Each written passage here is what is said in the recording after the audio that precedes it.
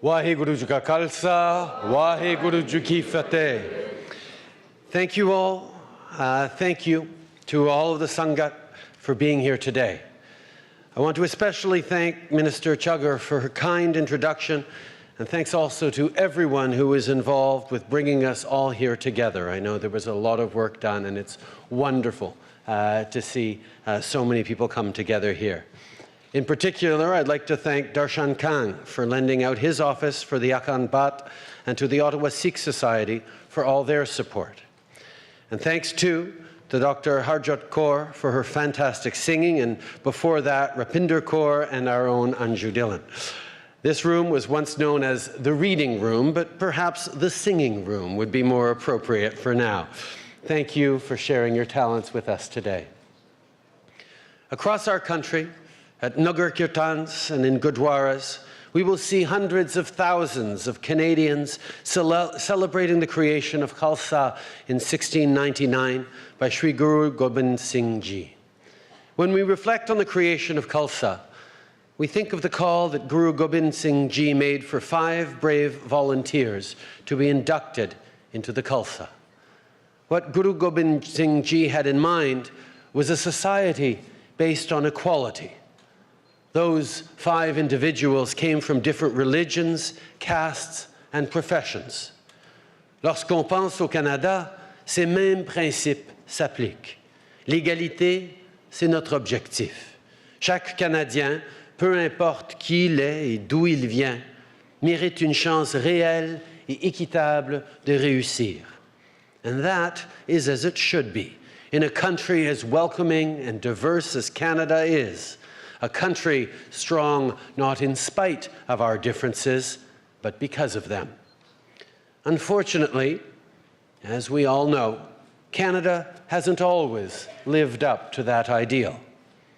This year will mark the 102nd anniversary of the Komagata Maru incident, where 376 passengers of mostly Sikh descent arrived in Vancouver and were refused entry to Canada due to the discriminatory laws of the time. The passengers of the Komagata Maru, like millions of immigrants to Canada since, were seeking refuge and a better lives for their families. With so much to contribute to their new home, they chose Canada, and we failed them utterly.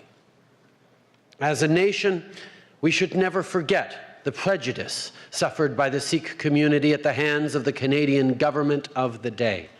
We should not, and we will not. That is why next month, on May 18th, I will stand in the House of Commons and offer a full apology for the Komagata Maru incident.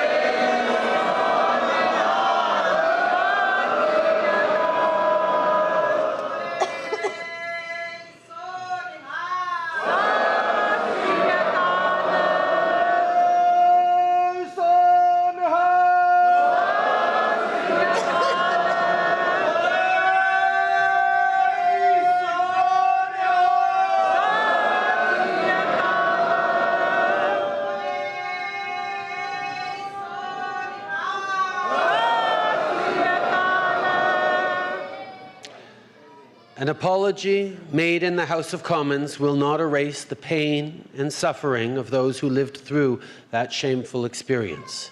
But an apology is not only the appropriate action to take, it's the right action to take, and the House is the appropriate place for it to happen. It was in the House of Commons that the laws that prevented the passengers from disembarking were first passed. And so it is fitting that the government should apologize there on behalf of all Canadians. It's what the victims of the Komagata Maru incident deserve, and we owe them nothing less. Just as we look back and acknowledge where we have failed, so too do we need to celebrate the remarkable success of the Sikh community here in Canada, and Vaisakhi is the perfect opportunity to do just that. April is a special month, not only for Sikhs, but for all Canadians. It marks the anniversary of the adoption of the Charter of Rights and Freedoms, which ensures that no Canadian needs to make the choice between their religion and activities in their day-to-day lives. The Charter ensures that the 5 Ks are protected. As Canadian Sikhs gather with their loved ones to mark the creation of the Khalsa, it is a chance to reflect on shared values and celebrate the successes of the past year.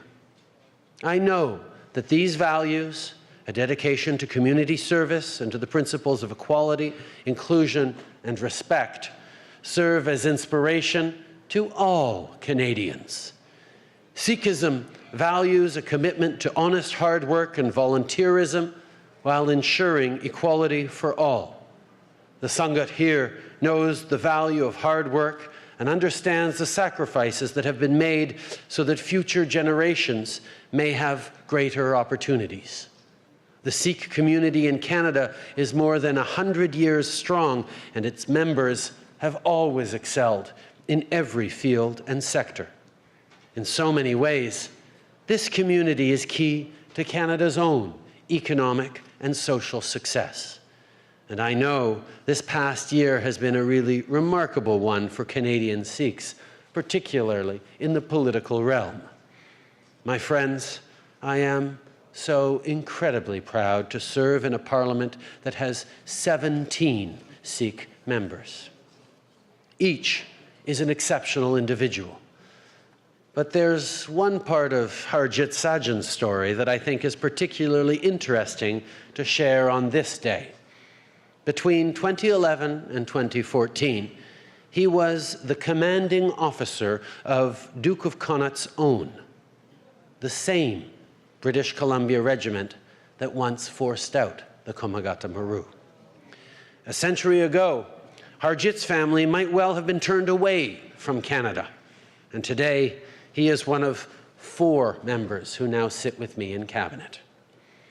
As you may know, with the record number of Sikh MPs elected last October, Punjabi became the 3rd most common language in the House of Commons, after English and French.